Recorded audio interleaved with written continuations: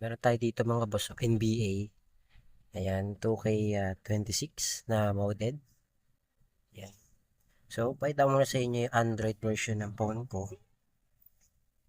Ito. Makita nyo, Android version niya is 8 lang. No?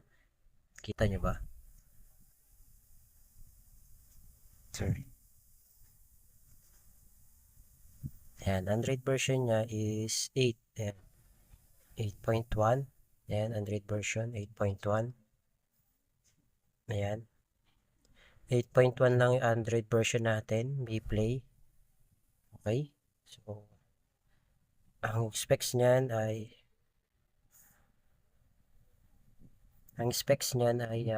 ayan, 4 GB RAM, 464. Okay? 464 yung RAM niyan. Ayan. Internal storage, 64 GB RAM.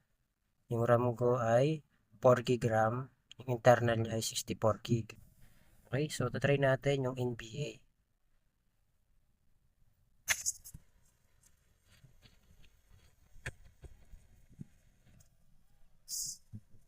Credits po pala sa lahat ng mga modder.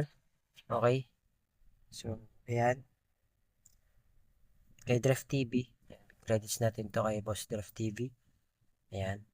So, sa lahat din ng mga modder kasi minsan si RA, si Boss RA, ayan sila Boss Draft TV, yan yung isa sa mga dinadownloadan natin na application. Okay? Yan. So, try lang natin, papakita ko lang sa inyo. Na gumagana siya, 2K26 na version 98. Okay, B98, gumagana sa uh, Android 8, pataas, hanggang 11. Yan, working siya.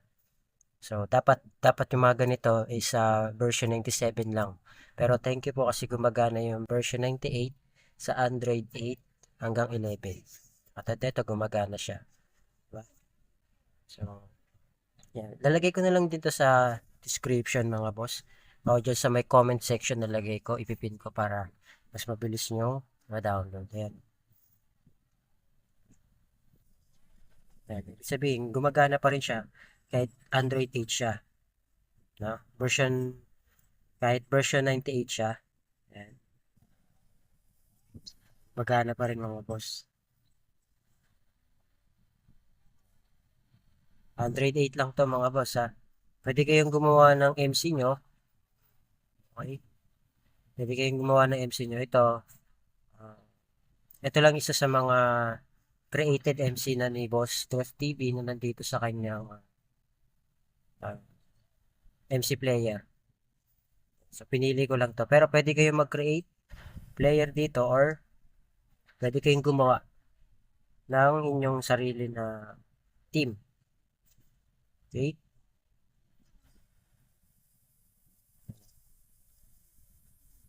Diba? So, download nyo na lang to, mga sir. Mga boss, download nyo na lang yan.